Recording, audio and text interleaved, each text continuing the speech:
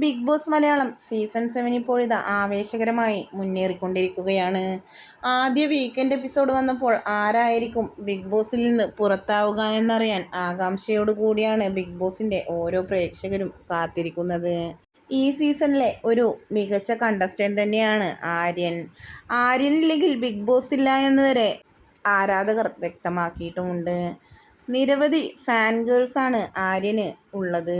എന്തു തന്നെയായാലും ഈ ആഴ്ചത്തെ എവിക്ഷനിൽ ആര്യൻ പുറത്തു പോകില്ലായിരിക്കുമെന്നാണ് അൺഒഫീഷ്യൽ പോളിംഗ് റിപ്പോർട്ടുകളിൽ നിന്നും നമുക്ക് മനസ്സിലാക്കാൻ സാധിക്കുന്നത്.